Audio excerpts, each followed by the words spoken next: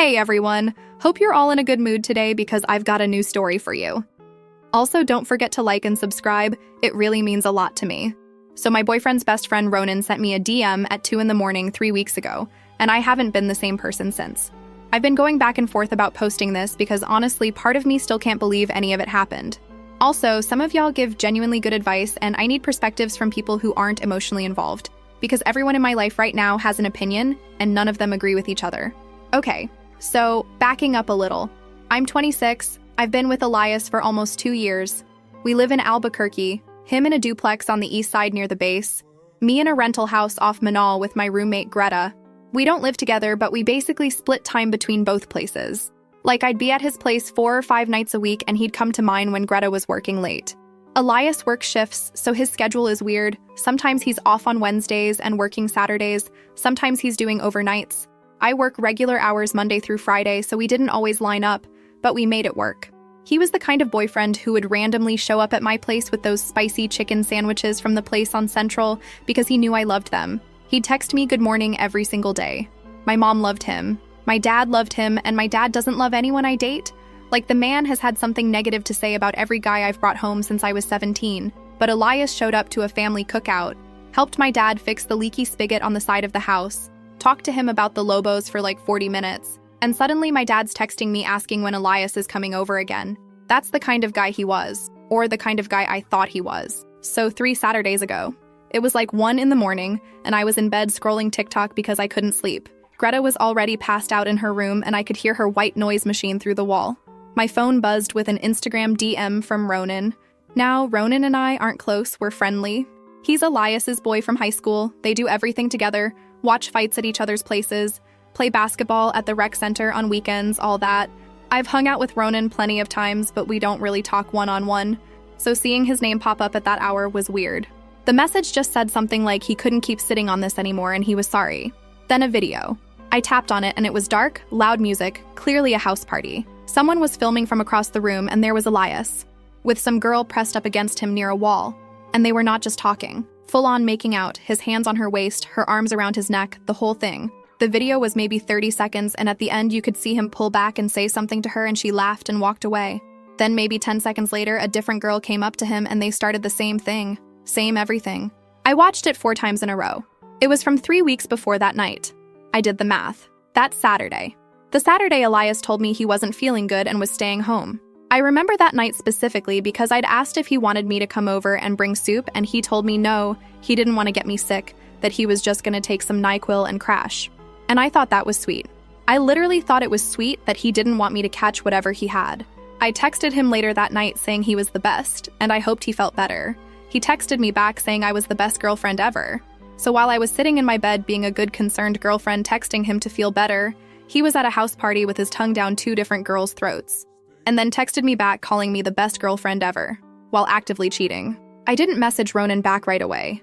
I put my phone face down on the nightstand and just stared at the ceiling. Greta's white noise machine was going through the wall, and I remember thinking how weird it was that everything sounded exactly the same as 5 minutes ago when my life was completely different. I didn't sleep at all that night. Like, not even a little bit. I just lay there running through every single time in the last 3 weeks that I'd seen Elias, kissed him, slept next to him, and he was just fine, normal, affectionate. Not a single sign that anything was wrong. And I kept thinking about how many times I'd told my friends he was one of the good ones. How many times I defended him when Greta said she thought it was weird he went out so much without me. I told her she was being paranoid. I owed her an apology for that. The next morning I messaged Ronan back and asked him why he sent it. Why now, 3 weeks later? He told me he'd been going back and forth about it because Elias was his best friend, and he didn't want to be the one to blow things up. But he said he'd been at the party too and watched the whole thing happen, and it had been eating at him. He said there was more context he could give me, but he wanted to know if I was okay first. I told him I wasn't okay, but I wanted to know everything. Ronan told me the party was at some girl Jenny's apartment, someone from Elias's gym. He said Elias had been talking to Jenny for a while, that he'd seen them texting, and Elias had played it off as nothing. The first girl in the video was Jenny. The second girl Ronan didn't know. He said Elias had been drinking a lot that night and wasn't being subtle about any of it, and that a few people there knew Elias had a girlfriend and were looking at each other like, what the hell is he doing? Ronan said he almost said something that night, but Elias was wasted and he figured it would turn into a fight at someone else's party. So he let it go. But then the next week when Elias was acting normal with me, sending me flowers for no reason on a random Wednesday, Ronan said it made him feel sick watching it. So he sent the video. I asked Ronan if this was the first time.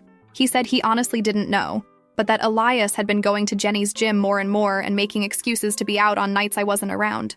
Okay, so here's where things get complicated because I didn't just go confront Elias immediately. I know some of y'all are already typing, "Why didn't you just?" and I get it, but hear me out. I needed to think. Because this wasn't just about Elias, this was about my entire life setup. Half my stuff was at his place. We had a trip planned to go see my cousin Ariella in Las Cruces the following weekend. My parents thought we were solid. His mom and I had been texting about her garden. I was in this relationship with my whole chest, and I needed a minute to figure out how to handle it without losing my mind. So for like 4 days, I just sat with it.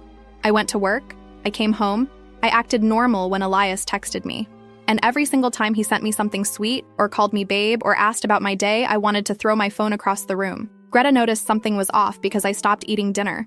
Like I'd come home and just go straight to my room. She knocked on my door and asked if we needed to talk. And I just told her. I pulled up the video and showed her, and she watched it twice and then looked at me and just went, "Oh my God. No, I told you so. No smugness." She just sat on my bed and we both stared at the wall for a while. Then she asked what I wanted to do. And that's the thing, I knew what I wanted to do, I just didn't know how to do it yet. That Friday, I went over to Elias's place. We'd made plans to watch a movie and he'd ordered food. Our usual spot. We were sitting on his couch and he had his arm around me, and the food was on the coffee table and everything was so painfully normal that I almost convinced myself maybe the video wasn't real. Maybe it was someone who looked like him.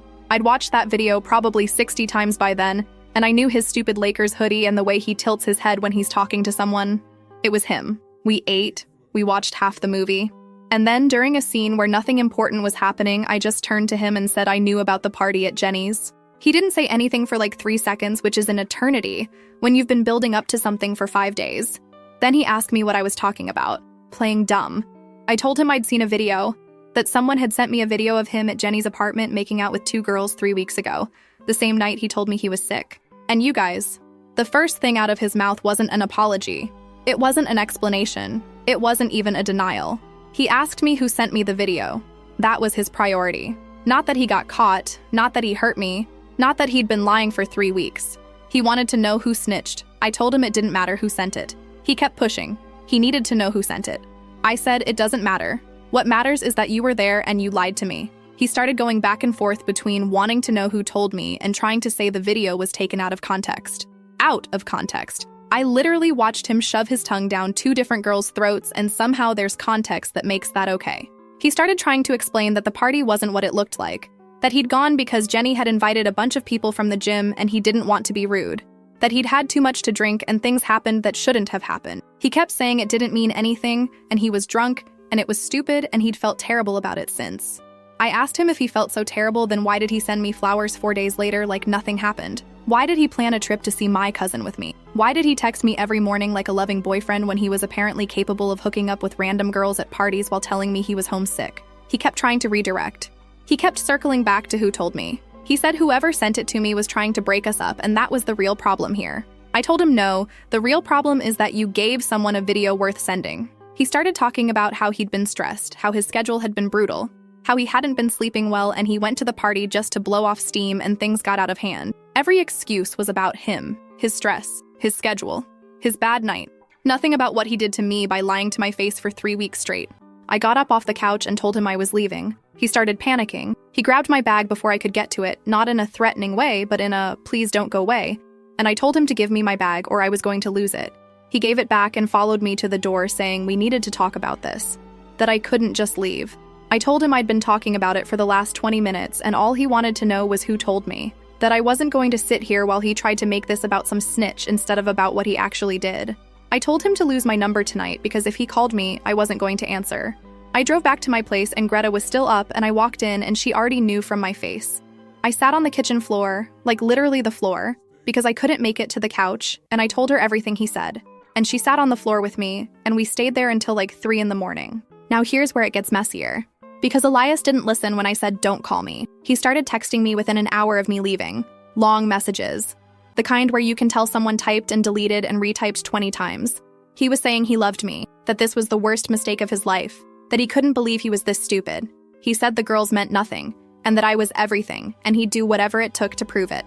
The next morning, he started again. More texts. He tried calling twice, and I let it ring. Then he sent a voice memo that was like 4 minutes long, and I didn't listen to it for 2 days because I physically couldn't. But here's the thing that really sent me over the edge, and this is why I need y'all's input. Because I genuinely do not know how to deal with this part. Sunday afternoon, the day after I confronted him, my mom called me. Just to chat, normal Sunday call. And in the middle of the conversation, she mentioned that Elias had called my dad that morning, called my father, to tell him that we'd had a fight and he was worried about me and wanted my dad to know he was trying to make things right. He told my dad he'd made a mistake but didn't specify what, just vague enough that my dad was calling Elias a good man for reaching out and being mature about it. My mom was on the phone telling me how sweet it was that Elias called my dad, how it showed real character, how most guys his age wouldn't think to do something like that. And I'm sitting there with my jaw on the floor because this man went around me to get to my parents before I could tell them the truth. He was setting up his defense with my family before I even had a chance to explain what happened. And it worked, because my dad was already on his side before I said a single word.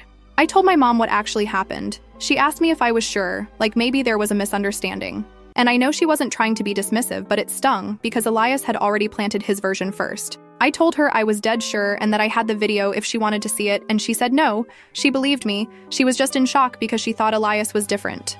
Then she told my dad while I was still on the phone. I could hear him in the background and he didn't say much at first, but then he got on the phone and his voice was different. My dad asked me if Elias had put his hands on me. I said no. He asked me if I was safe. I said yes. Then he asked me for Elias's address. I said absolutely not, because I know my dad and I know what that tone means, and the last thing I need right now is my father showing up at Elias's duplex, making the situation 100 times worse. My mom got back on and told me my dad was already grabbing his keys, and she was trying to talk him down. I told her to please just keep him home, that I was handling it, that I didn't need dad making a scene. She said she'd try, but she wasn't making promises because my dad was what she called very unhappy about this. So now I'm dealing with Elias blowing up my phone, my dad wanting to drive across town to do God knows what, and oh yeah, I still have half my life at this man's apartment, my Keurig, my clothes, my expensive hair straightener that I am not leaving behind. And I can't just go get it because that means going to his place, which means seeing him, which means another conversation I'm not ready for. Because there's something else going on that I haven't figured out yet, and it's been keeping me up at night. Ronan told me there was more context he could give me. He specifically said that. More context. And when I asked him to elaborate, he said he wanted to tell me in person, not over text, because it was complicated. We were supposed to meet up that week, but he canceled last minute and said something came up. Then Elias texted me 2 days later asking if I'd been talking to Ronan, not accusatory exactly, but pointed, like he knew something, which means either Ronan told him he sent me the video, or Elias figured it out on his own, or someone else at that party connected the dots. So that's where I'm at right now. I haven't talked to Elias in 5 days. He's still texting me every day, sometimes sweet and sometimes frustrated. Yesterday, he sent one that said he can't keep living like this and we need to talk in person. My dad has called me twice asking if I want him to go get my stuff from Elias's place, which is his version of being helpful, but also possibly his way of getting an excuse to show up there. And Ronan went dark on me after Elias asked about him, which means whatever he wanted to tell me was enough to make him nervous about getting caught. Anyway, sorry this is so long. If y'all want updates, I'll post them because honestly, this situation is not even close to being over. Some men are only sweet when they're guilty, because the random flowers and the surprise sandwiches and the good morning texts hit different when you find out what was happening behind them. Like suddenly every sweet moment has a shadow behind it, and you start replaying every nice thing he ever did, wondering which ones were real and which ones were just him covering his tracks. And that's the worst part about getting cheated on, honestly. It doesn't just ruin the bad memories, it ruins the good ones too. Every cute photo, every sweet text, every time you told your friends he's one of the good ones, all of that gets poisoned and you can't get it back. The parent thing is what I want every girl to really think about though. Because when someone spends 2 years being perfect to your family, that feels like love, but sometimes it's just groundwork. Sometimes a man is not charming your dad because he respects your family. He's charming your dad because he knows one day he's going to need your dad on his side, and that day came and it worked. And now she's the one who has to undo all of that and convince the people who love her that the person they love is not who they think he is. That's a lonely place to be, and most people don't understand how hard it is until they're standing there holding proof that nobody wants to look at. Update. Okay, so a lot has happened since my last post, and I don't even know how to organize this, so I'm just going to go in order of how it all went down, because if I try to summarize, I'll leave out the parts that matter. Also, thank you to everyone who commented. I read literally every single one. So where I left off, Elias was blowing up my phone, my dad was being a whole situation, and Ronan had gone dark on me after basically hinting there was more to the story. Let me start with the Ronan thing because that unraveled first. After Ronan canceled on me and stopped responding, I figured he'd either gotten scared because Elias was onto him, or he'd changed his mind about telling me whatever he had to tell me. Either way, I wasn't about to chase him. I had enough going on. But then about 4 days after my last post, I was at the Smith's on Carlisle picking up groceries because Greta and I had been living off frozen pizza and cereal for a week, and I needed to eat an actual vegetable. I was standing in the produce section squeezing avocados like a normal person, and someone said my name. I turned around and it was Ronan, just standing there with a basket, looking like he wanted to be literally anywhere else on the planet. I didn't make it easy for him. I just stared at him and waited because I was not going to be the one to break the ice when he was the one who ghosted me after dropping a bomb on my life. He started rambling about how he was sorry he went quiet, that things had gotten complicated with Elias, that Elias had confronted him about the video. I put down the avocado and told him that I didn't care about his friendship drama with Elias right now, that he told me he had more to tell me and then disappeared, that I'd been sitting with this incomplete information for over a week and it was messing with my head. I told him he owed me the rest of it, right now, or he could go back to pretending we'd never talked. Ronan looked around like he was worried someone was watching us. We were in a grocery store on a Thursday afternoon. It was like 2 retired guys and a woman with a stroller. Nobody cared about us. He asked if we could talk somewhere else. I told him no. I told him he could tell me right here in the produce section of Smith's or not at all because I was done waiting around for him to feel comfortable. So he told me. And I swear on everything I wish he hadn't because the party video was just the tip of it. Ronan said that Elias and Jenny had been hanging out for about 2 months before the party. Not just at the gym. They'd been going to her apartment, sometimes during the day when Elias had those random weekdays off from his shift schedule. The days he told me he was running errands or going to the rec center or doing whatever guys do when they say they're busy. Ronan knew about it because Elias had told him. Not in a bragging way exactly, but in a way where he was like testing the waters, like telling Ronan bits and pieces to see how he'd react. First it was, oh, Jenny's cool, we just work out together. Then it was, oh, we grabbed food after the gym, no big deal. Then it was, oh, I went over to her place to watch something. And Ronan said each time he told Elias he was playing a dangerous game and Elias would brush it off and say nothing was happening. But then the party happened. And at the party, Ronan saw with his own eyes that something was very much happening. And the second girl, the one nobody knew, Ronan found out later from someone else at the party that she was Jenny's roommate. So let me just underline that for anyone who missed it.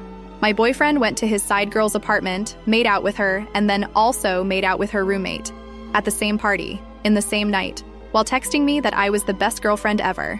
I stood there in the grocery store and I could feel my face getting hot. Not embarrassed hot, angry hot, because this wasn't a drunk mistake at a party. This was 2 months of lying, 2 months of going to this girl's place, building something behind my back, and then showing up at my house and my parents' house like everything was fine. The party wasn't the beginning. It was just the first time someone else saw it. I asked Ronan if Elias knew he was telling me all this. Ronan said Elias already suspected he'd sent the video and they'd had a huge fight about it. He said Elias told him he was a terrible friend and that he'd ruined his life. Not that Elias ruined his own life by cheating, no. Ronan ruined it by telling me. Ronan said they hadn't spoken since and he didn't think they were going to. I told Ronan I appreciated him telling me, but I also told him honestly that I was angry at him too, because he watched this develop for 2 months. He watched Elias lie to me for 2 months and said nothing until it got dramatic enough to bother his conscience. Ronan didn't argue with that. He just nodded and said I was right and he should have told me sooner. I grabbed my avocados, paid for my groceries, and went home. Okay, so that was a Wednesday. Thursday morning, I decided I was going to get my stuff from Elias's apartment. Not because I was ready, but because every day my stuff sat. There was another reason for him to think we were still in this.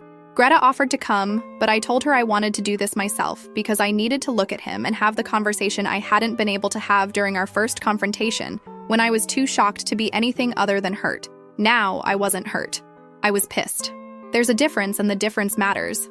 I drove over after work around 5:30. His truck was in the driveway of the duplex, the blue Tacoma with the dent in the rear bumper from when he backed into a pole at Walmart last year. He opened it and the first thing he did was try to hug me. I stepped back and told him I wasn't here for that. I told him I was here to get my things and to talk, in that order. He asked if I'd been talking to Ronan. I told him yes. And then I watched his whole energy change. He just got this tight look around his jaw and crossed his arms and leaned against the doorframe instead of letting me in. I told him to move because I was coming inside regardless. He moved. I went to his bedroom and started pulling my clothes out of the drawer and off the hangers in his closet. I'd brought 2 big bags, the reusable ones from Trader Joe's because I didn't have actual luggage at his place. He stood in the doorway watching me pack and started talking. The same stuff from before, that he loved me, that this was the biggest mistake of his life, that he'd do anything. I didn't stop packing. I just let him go. He went on for a while about how the thing with Jenny was nothing, how he'd ended it, how he knew he was wrong. I kept packing, then I stopped. Stood up with a handful of my tank tops and looked at him and asked him why he called my dad. That's what I wanted to know more than anything else. Not about Jenny, not about the party, not about the other girl. Why did he call my father the morning after I confronted him, before I'd told my parents anything? What was the plan there? And this is where Elias really showed me who he is. Because he didn't even try to deny that it was strategic. He told me he called my dad because he knew my dad liked him, and he didn't want to lose that. He said he knew that once my parents found out what he did, they'd tell me to leave, and he wanted to get ahead of it. He literally used the phrase, get ahead of it. Like this was some kind of damage control campaign, and not my actual family and my actual life. I asked him if he understood how insane that was. That he went behind my back to manipulate my parents' opinion of him before I could tell them the truth. He said he wasn't trying to manipulate anyone, he was trying to save the relationship. I told him those are the same thing when you're doing it by controlling what my family knows. He started pacing around the bedroom while I kept packing. He said I wasn't giving him a fair chance to explain himself. I told him he'd had 3 weeks to explain himself, and instead, he spent those 3 weeks pretending everything was perfect and sending me flowers. He said the flowers were genuine. I told him genuine people don't send flowers to cover up the fact that they were hooking up with someone from their gym. He said it wasn't hooking up, that him and Jenny never slept together. I asked him then what exactly was he doing at her apartment multiple times over 2 months. He said they were just hanging out. I asked him if hanging out included the kind of making out I saw in the video, or if that was a special occasion. He started getting agitated and said I was being sarcastic instead of having a real conversation. I told him sarcasm was the least of what I was being right now, and that he should be grateful I was even standing in his apartment talking to him instead of having my dad do it. That one landed. He knew what I meant. He asked me to please keep my dad out of it.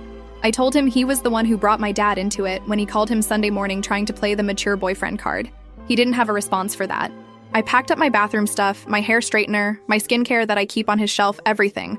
I went to the kitchen and unplugged my Keurig. He was following me room to room at this point. In the kitchen, he changed tactics. He asked me what it would take. What would he have to do? He said he'd go to counseling. He said he'd cut off Jenny completely. Already had. Deleted her number. Stopped going to that gym. He said he'd be transparent with his phone, his location, everything. He was listing things like items on a menu, and I was supposed to pick which combination of promises would fix the fact that he'd been leading a double life. I told him none of that mattered because the issue wasn't what he'd do now. The issue was what he already did, and the fact that he was capable of doing it at all. I told him that for 2 months he looked me in my face and lied, and that kind of thing doesn't get fixed by changing gyms. He said people make mistakes. I told him a mistake is forgetting to pick up milk. What he did was a series of deliberate choices over weeks and weeks, and each choice was a choice to disrespect me. He said I was oversimplifying it. And that made me actually stop packing and turn around. I told him to explain to me what I was oversimplifying. Please. I genuinely wanted to hear him explain how sneaking around with another woman for 2 months while telling your girlfriend you love her every single day is complicated.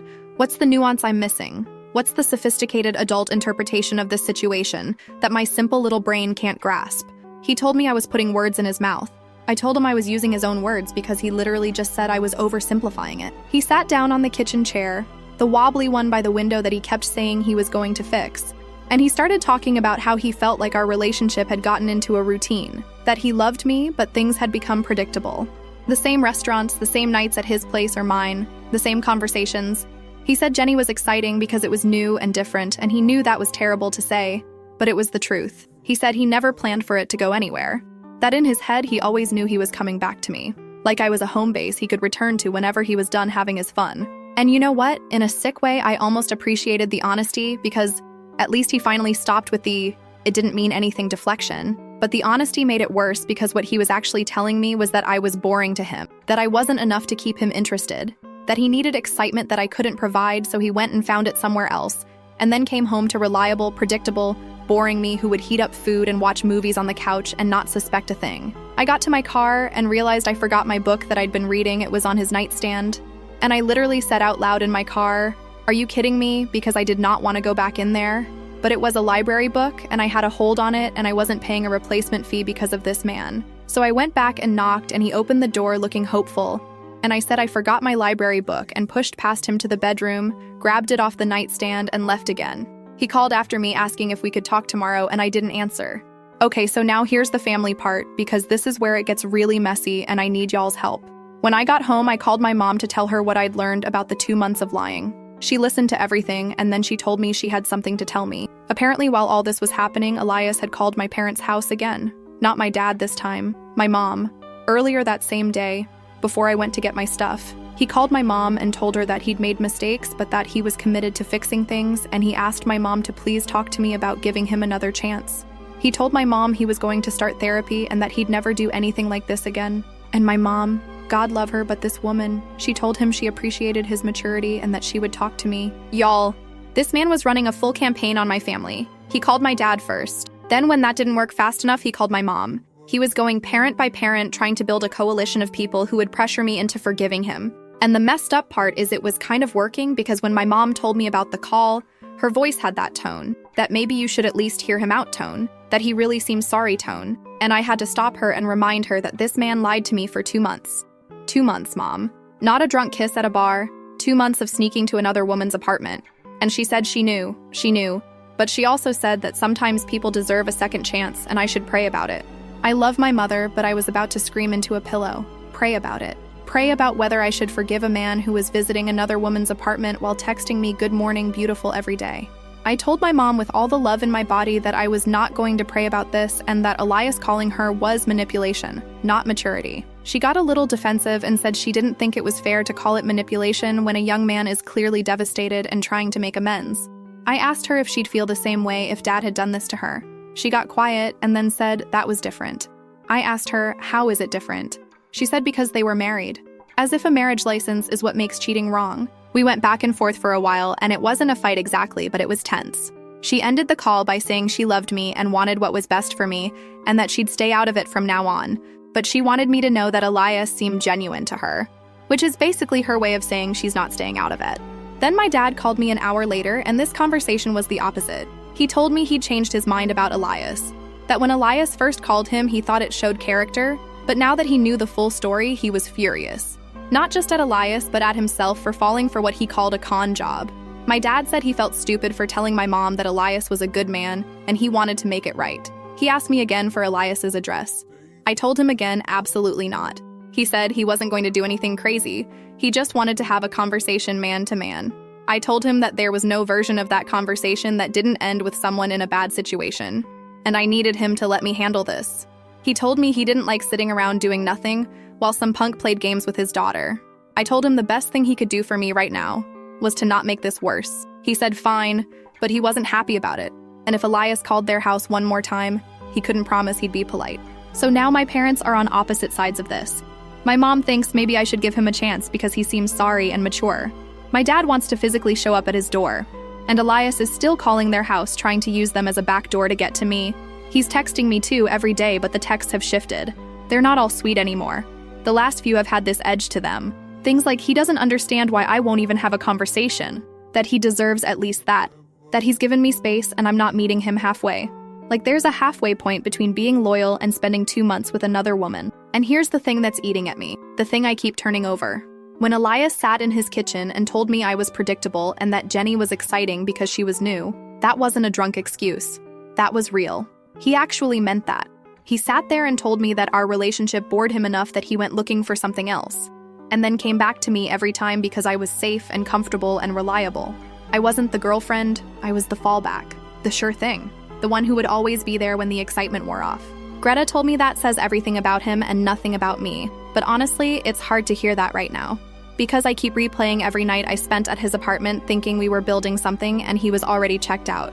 Every time I cooked at his place or folded his laundry because it was sitting in the dryer or set an alarm early so I could make him coffee before his morning shift. I did all that while he was texting Jenny from the bathroom. Update on the Ronan situation real quick because some of y'all asked. After the grocery store conversation, Ronan texted me and said he was sorry again and that he wanted me to know that Elias had been telling their friend group that Ronan stabbed him in the back and was trying to steal me, which is so typical because of course Elias can't just admit that Ronan told the truth. He has to make it into a story where Ronan has bad motives. Ronan said a few of their mutual friends had already sided with Elias and stopped talking to him. I told Ronan that wasn't my problem to fix, but I was sorry he was dealing with it. He said he knew and he didn't regret sending the video. I'll update again after this weekend because my cousin Ariella is coming to visit from Las Cruces. She was supposed to come with Elias originally when we had that trip planned, but obviously that's not happening anymore. She's coming to stay with me and Greta instead, and she doesn't know any of this yet. Ariella has a big mouth and an even bigger personality, and once she finds out what happened, she's going to want to get involved, and I honestly don't know if I'm ready for that energy right now. But I also haven't told her to cancel because I need my cousin, and I need someone in my corner who isn't my parents with their conflicting opinions. Also, Elias texted me tonight. Just now, before I started writing this. He said he knows I've been talking to Ronan and that Ronan doesn't have the full story. He said there are things I don't know and he needs to tell me himself before someone else gives me the wrong version, which is either another manipulation tactic to get me to meet with him or there's actually more to this that I haven't heard yet, and honestly at this point, I don't know which option scares me more. Anyway, that's where things stand. My stuff is out of his apartment except for a pair of sandals I forgot in the back of his closet, and honestly, he can keep those. If you read all this, you're genuinely a saint, and I'll update after the Ariella visit because I have a feeling that's going to be its own thing entirely. This man called her dad, and when that didn't work fast enough, he called her mom like he's going down a phone tree trying to reach someone who will pick up and say, yes, we forgive you. What's next? Is he going to call her dentist? Her third grade teacher? The lady at the nail salon? Like, at what point do we stop calling this a man who cares and start calling it what it actually is, which is a guy who realized his girlfriend stopped answering, so he's trying every other number in the family until somebody lets him back in through the side door. And her mom really said pray about it and I need a minute because I am hollering. Ma'am, your daughter's boyfriend was at another woman's apartment for 2 months and you want her to take it up with Jesus? Girl, Jesus has seen the video too and he's on the dad's side right now, I guarantee it. But this is what happens when a man calls your mom and says words like therapy and change and second chance. Because moms hear that and their whole brain just melts and suddenly he's not a cheater anymore. He's a fixer-upper and your mom wants to grab her tools and get to work on him. No, ma'am. We are not fixing this man. The walls are falling down and we are walking away from the building. Last update. Ariella drove up from Las Cruces on Friday evening. She walked into our house with a duffel bag, a bottle of tequila, and zero knowledge of anything that had happened. Greta and I were sitting in the kitchen and Ariella immediately knew something was off because she asked where Elias was, since the original plan had been for all of us to go to that Brazilian steakhouse off. I told her we needed to talk. She put the tequila on the counter and sat down, and I told her everything from the beginning. Ariella is not a quiet person. Never has been. When I told her about the party video, she stood up out of her chair. When I told her about Elias calling my dad to get ahead of the story, she started pacing around the kitchen. And when I told her what he said about me being predictable and Jenny being exciting, she slammed her palm on the counter hard enough to rattle the tequila bottle and told me this man had been using me as a placeholder. That word hit different coming from her because Ariella doesn't sugarcoat anything and she doesn't say things to be dramatic. She says them because that's exactly what she means. A placeholder. Someone to keep the spot warm while he figured out what he actually wanted. Greta poured us all tequila and we sat in the kitchen for hours. Ariella was furious, but she was also strategic about it. She asked me practical questions. Had I gotten everything from his apartment? Had he been to my place? Did he know Greta's schedule? Did he know when I was home alone? Not because she thought he was dangerous, but because she said a man who calls your parents behind your back to control the story is a man who doesn't respect boundaries, and she wanted to make sure I had mine locked down. I told her everything was out of his place except the sandals, and she told me to forget the sandals. They're dead to you now. Saturday morning is when everything blew up. Elias showed up at my house. He didn't text first, didn't call, just showed up. It was around 10 in the morning and I was still in my pajamas and Ariella was making eggs. Greta was in the shower. He knocked and I opened the door without checking because I was expecting a package from Target, and there he was. I did not invite him in. I stepped outside onto the front step and pulled the door mostly closed behind me because Ariella was inside, and I knew if she saw him right now it would escalate immediately. Elias started talking fast. He said he knew I'd been avoiding him, that he'd given me space but he couldn't do it anymore, that he needed me to hear what he had to say. He kept going on about Ronan not having the full picture, that Ronan was telling me a version of things that made Elias look worse than reality. I stopped him and asked him, okay, so what's the full picture then? Tell me right now what Ronan got wrong. And here's what I'd been dreading. The thing Elias claimed Ronan didn't know. Elias told me that, yeah, he'd been going to Jenny's apartment. He admitted that. But he said the reason was more complicated than just wanting excitement. He told me that he and Jenny had been talking because Jenny had been going through a rough breakup, and he was being a friend to her. That the physical stuff at the party was a mistake fueled by alcohol, but the weeks before that were just friendship. He said he didn't tell me about it because he knew I'd be uncomfortable with him being close friends with a woman and he didn't want to deal with the argument. I stood there on my front step in my pajamas at 10 in the morning and told him to his face that that was the most pathetic rewrite of history I had ever heard. I told him he already admitted to me in his own kitchen that our relationship was boring to him, and Jenny was exciting. That was his word. Exciting. Not struggling, not going through a breakup. Exciting. I told him he couldn't tell me two different stories and expect me to pick the one that made him look better. He said both things could be true. I told him both things could be true, and both things still meant he was a liar. Then the door opened behind me. Ariella, standing there with a spatula still in her hand looking at Elias like he was something stuck to the bottom of her shoe. She told him he needed to leave. Elias tried to talk around her, kept looking at me, saying he wasn't leaving until we talked this out. Ariella stepped forward and told him he wasn't going to stand on my doorstep and beg after what he did, that I didn't owe him a conversation, I didn't owe him closure, and I definitely didn't owe him another chance to lie to my face. Elias looked at me and asked if I was really going to let my cousin speak for me. And I swear that sentence activated something in me because I told him nobody speaks for me, that I'd said everything I needed to say, and he just didn't like what I said. I told him I wasn't going to stand here and listen to a third version of the same story. First it was a drunk mistake, then it was because he was bored. Now it's because he was being a good friend to a struggling woman. I asked him which lie did he want me to believe because I'd already lost count. I told him that every time he opened his mouth the story changed, and the only constant was that he was never fully honest. Not once. Not even when he was pretending to be honest. He started to say something about how I wasn't being fair, and Ariella cut him off and told him fair, went out the window when he spent 2 months at another woman's apartment, and then called my parents to manipulate them into pressuring me to forgive him. She said the dad phone call was the part that really told her everything, because a man who does that isn't sorry, he's just trying not to lose. Elias looked like he wanted to argue, but he was outnumbered and he knew it. He said he was going to go, but that this conversation wasn't over. I told him yeah, it was. Later that day, my dad called. He called because Ariella had already texted her mom, my Aunt Serena, about the whole situation, and Serena called my mom, and my mom called my dad, and now the entire family knew every detail. My dad told me he was done sitting back. He said he'd called Elias himself. I almost dropped the phone. He said he didn't go to his house, he just called. And he told Elias that he was never to contact their family again, that calling his home and trying to manipulate his wife and his daughter made him the kind of man my dad had no respect for. He said Elias tried to explain, and my dad told him there was nothing to explain, that he'd heard enough, and that the next conversation wouldn't be on the phone. I was upset at my dad for calling, but also honestly, hearing that my dad told Elias off felt like something I didn't know I needed. Because Elias had been using my parents as leverage this entire time, and my dad finally took that away from him. Elias texted me one more time that night. He said he was sorry for showing up, that he understood I needed more time, that he still believed we could work this out. He said he loved me and always would, and he hoped I'd see that eventually. He said he was going to respect my space going forward, but his door was always open. I read it. And then I did something I'd been putting off. I went back and read that text from the night of the party. "You're the best girlfriend ever." Sent while 2 girls were taking turns with him at a house party he told me he wasn't at. I read it, and then I read his newest text about loving me and his door always being open. And I realized they sounded exactly the same. Same energy. Same words designed to make me feel safe and loved while the truth was something completely different. Ariella stayed through Sunday. Before she left, she hugged me in the driveway and told me that the worst part was already over, and that the hardest thing I'd ever have to do in this situation was exactly what I'd already done, which was walk away from someone I loved when every part of me wanted there to be a version of this that worked out. She said the version that works out is the one where I don't go back. So yeah, that's where it ends. We're done. You're the best girlfriend ever. Yeah, I was. Some men have 3 versions of every story ready to go, and they just pick whichever one fits the room they're standing in. With her, it's I was drunk, and it was a mistake, because that sounds forgivable. With his boys, it's probably, yeah, she was boring, what was I supposed to do, because that makes him look cool.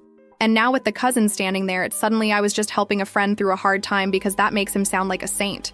He doesn't even know what the truth is anymore because he's been lying so long, the lies have their own lies. And at this point, I genuinely think if you hooked this man up to a lie detector, the machine would just explode. And calling a woman boring after she spent almost 2 years taking care of you is the most disgusting thing a man can say. And I will die on this hill. Because what he's really saying is, you made my life so easy and comfortable that I started taking it for granted, and instead of appreciating it, I got bored of it. Like that's what he's actually admitting to. She made everything smooth and nice and warm for him, and he looked at all that comfort and thought, ugh, this isn't exciting enough, I need chaos.